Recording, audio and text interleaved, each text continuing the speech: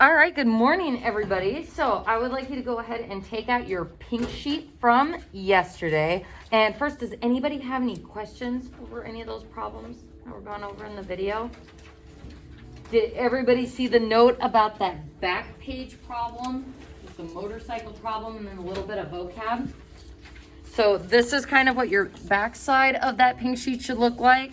Some work for this answer, and then definitions of annuity, difference between ordinary annuity and annuities due, and when and why would you use a sinking fund. So folks, to prep for possibly going online, I made a slot for this assignment on Canvas. So I'd like you to go ahead and go to that on your phone, and we're gonna try to submit this assignment on Canvas. How do we submit a photo as a PDF? What app do we typically use? The Files app. So remember, that's how you can take multiple pictures and it will convert it into one PDF. So I'm gonna give everybody a few minutes to try that. It's the one thing I know we might not be able to come with before we switch to online. Don't forget, there is a tutorial posted on Canvas as well. So that online learning stuff where it has the survey results, and then tutorial videos, that's where you can find more information on submitting this on Canvas. So I'm going to give everybody a couple minutes now to try it, but if you really get stuck, this is due at 10 tonight.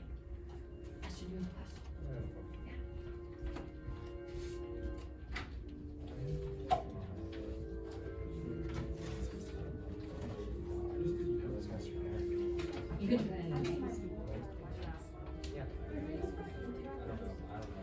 front and the back, because I want to make sure that we can do a 2-page document. So do the front of the pink sheet and then the stuff on the back of it.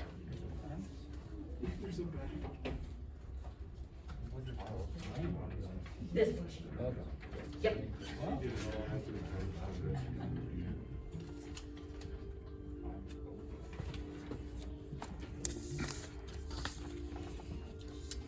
And folks, remember, you will know if it is loaded because it should give you little fireworks, I think, once you submit it on Canvas. So again, folks, if we were to switch online, what would be the first thing that you would do the next morning of online learning? I would probably check your email first. I know that some teachers are pushing out, this is awful. I know that some teachers are pushing out announcements through Canvas. I most likely am going to send out an email. So if we got an announcement, I would check your email and I will send something out to our class as a whole, like, hey, here's what our agenda will look like for our online learning. You guys know that you should go to the Google Meet. I heard some people say that. So I don't know if the bell schedule will change. Like, I know the online learning one, they normally give like 12 minutes of travel time. But I think if we all switch to online, then it might be like the same schedule that we've been used to. So I'm not 100% sure on that, but I will push out any information that I get via email, and then we will touch base on Google Meet. A reminder, if your Wi-Fi stinks, turning your camera off will help, but I would really like to see your faces, make sure y'all are okay. You can leave your mics muted though. I know that we have dogs and noisy things in our houses. So that would be our plan, is to meet on Google Meet, talk about the agenda for the day, and then release it from there. I'm still scanning through the survey results, but I'm really seeing some good things. I don't know, because I can't find it. One of the big things for my online kids that they have suggested is taking breaks, getting some sort of exercise, planning. So again, if you didn't grab a planner and you would like one, if you think a sibling might want one, feel free to grab one. What things have helped you be a successful online learner? Using a planner, staying caught up on everything, don't delay stuff, write down all assignments and their due dates. And a lot of people on here had said putting their phones away. So you guys are really good with your phone management, but maybe just leaving it face down. Some of the online kids said it's tougher when you're on Google Meet because Miss Caro's not looking right at you, going, get off your phone. So especially if you have your camera off, you just feel a little bit less accountable. What are some of the other big things?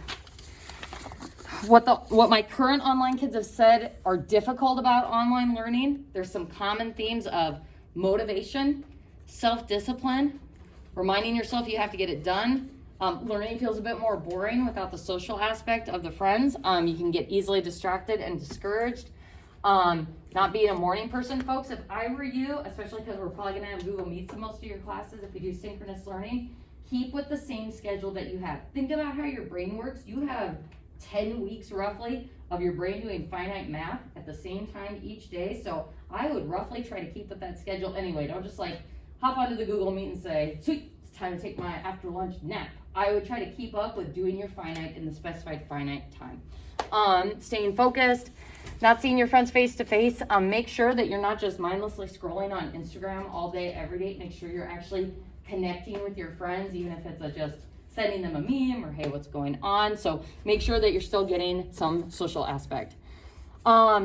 If it's hard to get help from the teacher individually, folks, that will not be hard with me. You can send me an email. We can do stuff on Google Meet. I can make you a personalized video walkthrough of certain problems. So I hope that getting help from me isn't going to be an issue. The advice that they have for you guys switching to online, get your homework done as soon as possible. Write things down, even if it's small. Don't slack on anything. Don't put off work. Follow a schedule. Create a good workspace. Stay in contact with your friends. Don't fall behind. It's very hard to get back to where you need to be after falling behind.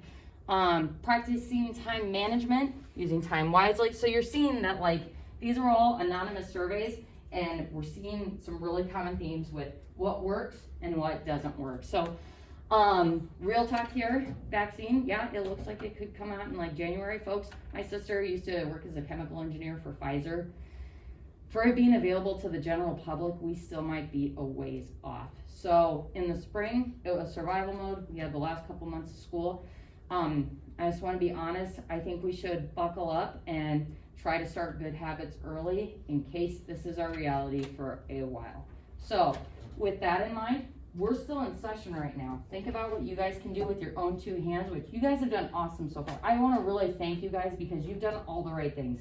You are here, you've been careful. That is the reason why we have made it this long. And I am truly, truly grateful for that. So keep that in mind while we are still in session. The more we can do to not take those risks and to just be careful, even with family, even with close friends. Again, I think to my own experience, I caught it from my parents. So just something to keep in mind as we go into these next couple weeks, as we go into the holiday season, that you're gonna have to make some tough choices, and it's not easy, and I'm guessing a lot of your parents will be making the choices for you on what the holidays will look like. But again, I think the numbers are getting worse, but we can do a lot to continue to do our part to keep us in school. So we're still here. Again, when I left on Tuesday, I'm I hope that wasn't it. So I am very happy that we are here today, that I can see you guys, and that we can continue to kind of prepare for the worst and hope for the best.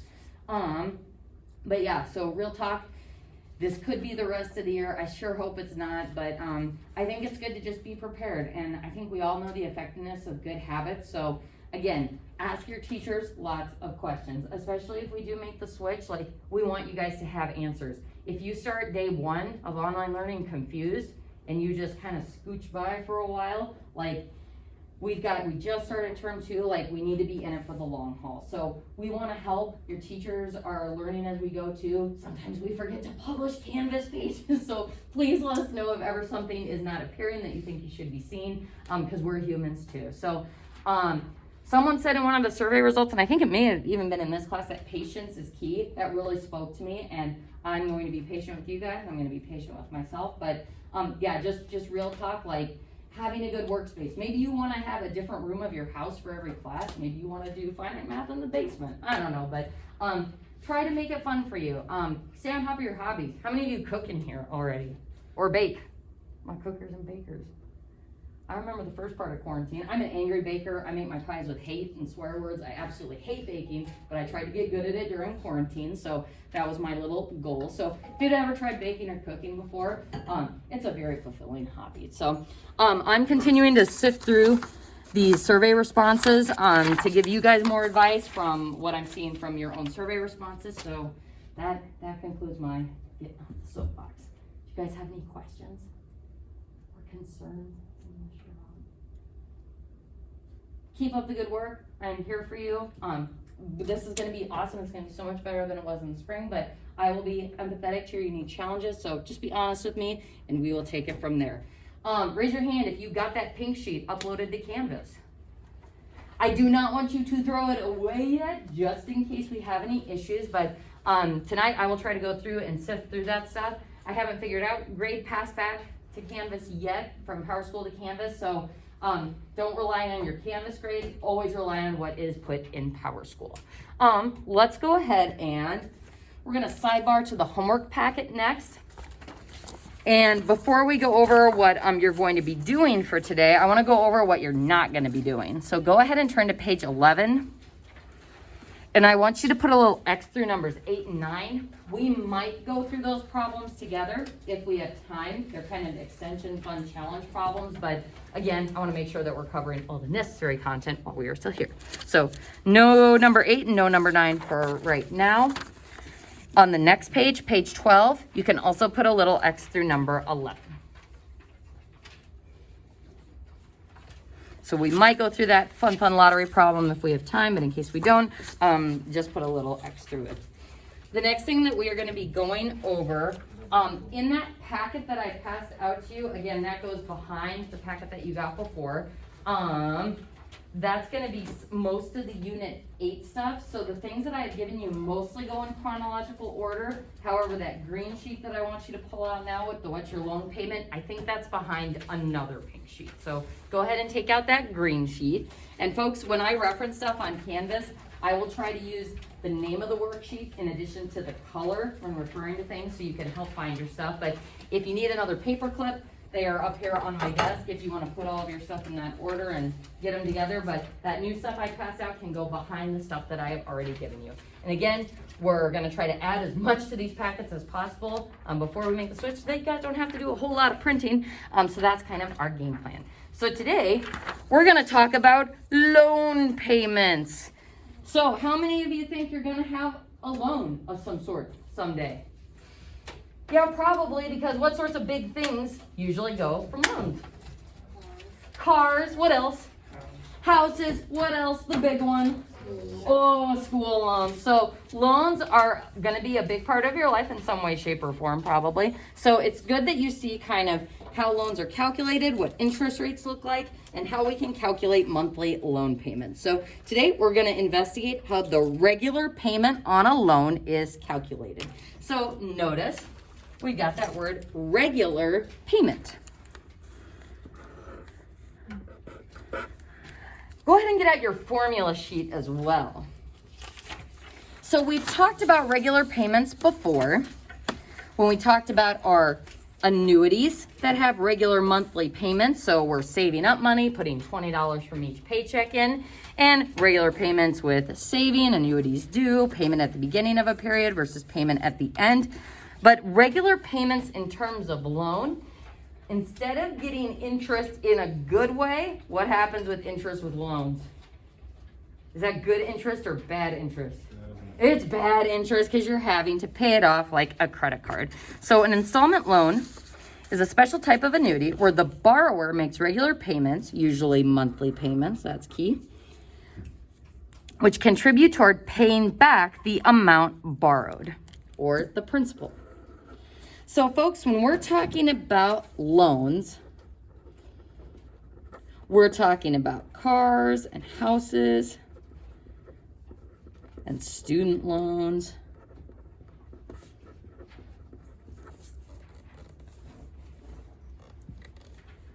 And when we take out a loan, is that for today? Like if I go to borrow money, is that a today, present day value or a future value? So that's kind of the tough thing about this. So when I take out a loan for like school or for a car, the loan is a present day amount that I make regular payments on and I keep paying as time goes on. So when it says you are paying back the amount borrowed, that is the principal or present day value. So present day value is the loan amount.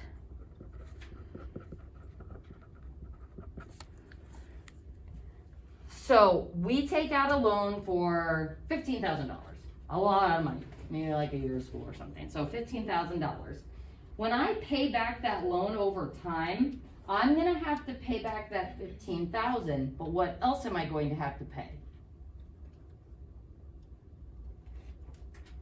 The interest on that $15,000. So the bank needs to be making money off of this. Again, folks, student loans, it's a money-making scheme. It's kind of a pretty brilliant one. So they give you money, and then you have to pay interest on that money over time. So present day value is the loan amount, and the future value, S, is going to include the interest and the full-on loan amount. So how do we figure out that amount? Let's consider the formula for present value of an annuity. So find your formula sheet and write it down here. So present value of an annuity, which is this one down here, present value of an ordinary annuity. So P equals R 1 minus, you guys can't see that, 1 minus 1 plus I is R over M negative, what's N? MT. And then all over I, which is R over M.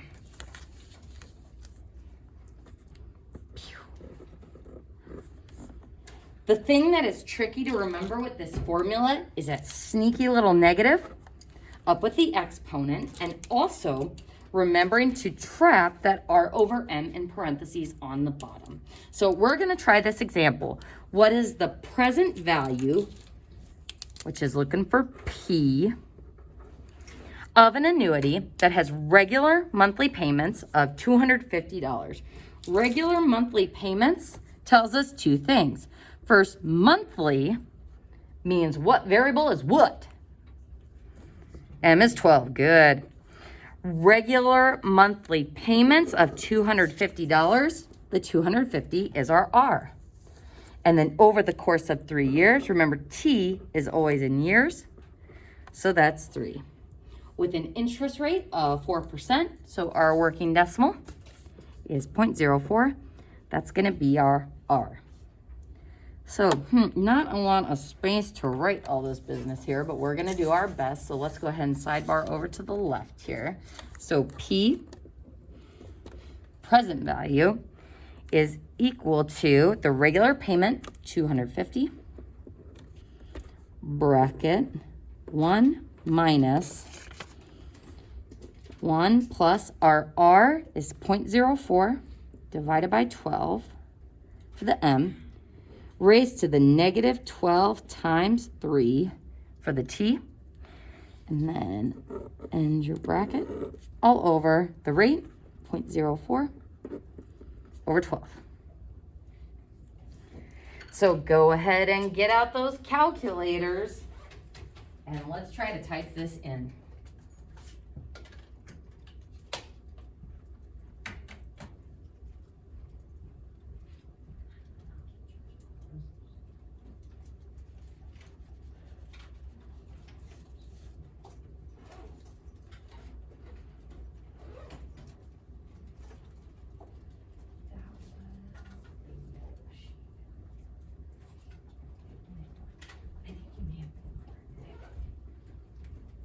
Once you get an answer, go ahead and compare with someone sitting close by.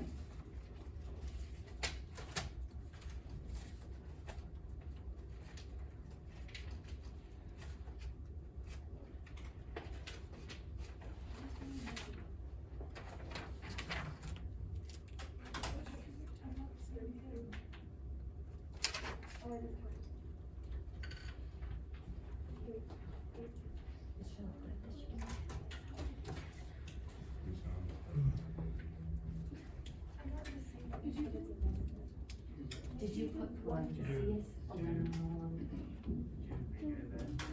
Oh, it's 1 minus it instead of that minus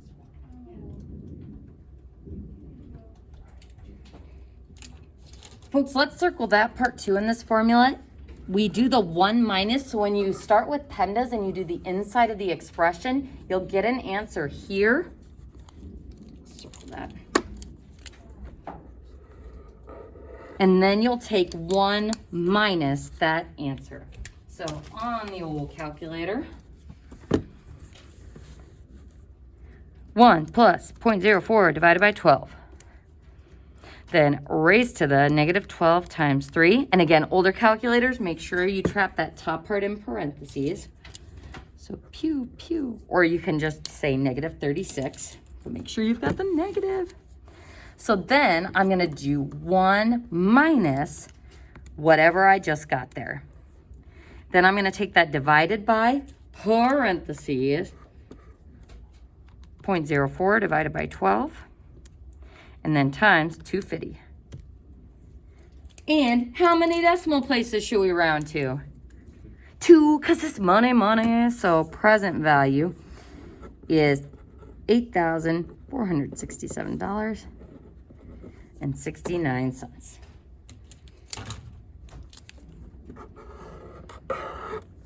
All right. So what we just found, the present value, is the amount that you could borrow in a lump sum today. So we talked about lump sums yesterday in the context of the people making donations, or was that 2 days ago? The people trying to make the same donation to that institution. So we talked about that in the context of a lump sum. So lump sums, present value, or principal for a loan. In the case of a loan, you will know the present value, but you won't know how much you will have to pay on a monthly basis to repay the loan. So the monthly basis is your R, or your regular payment. So look at your present value formula above and decide which variable you would have to solve for in order to find the payment. R. So looking for R. So we're going to take the formula and work with your group as a class to see if we can isolate the variable. All right, folks. So we've got P equals, and you know what, folks? We're going to use the easier version of this formula where we don't have R and M and all that extra stuff. So we're just going to use kind of the simpler version. So R1 minus 1 plus I to the negative N all over I. It's just going to be a little bit less writing. All right, folks, so if I want to solve this for R, what can I do to separate R from all that other stuff? We can divide. Ew. So, folks, if I want to divide by bracket fraction, how can I more easily divide by a fraction? Keep, change, flip, multiply by the reciprocal. So we are going to, instead of dividing by the fraction, we are going to multiply by the reciprocal of this fraction, which would be I over 1 minus 1 plus I to the negative N times on this side, I over 1.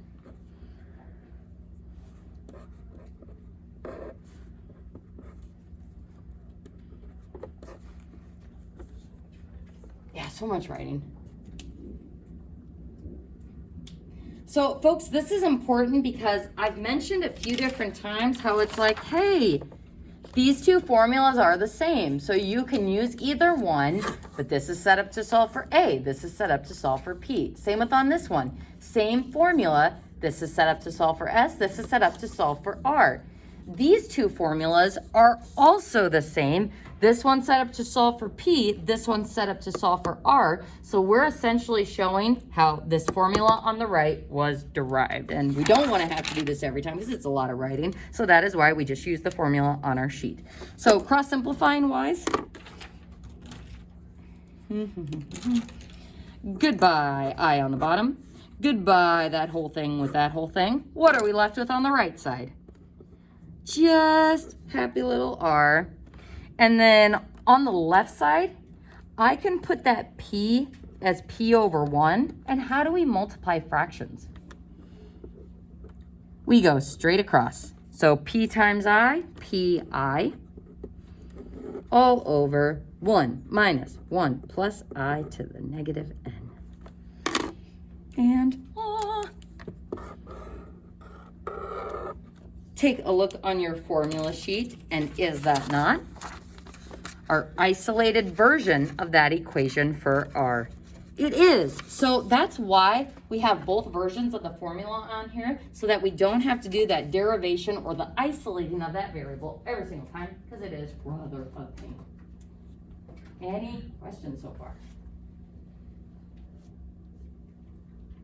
All right, folks. We're getting close to lunch here. Let's go ahead and just kick back. I'll go ahead and stop the video here.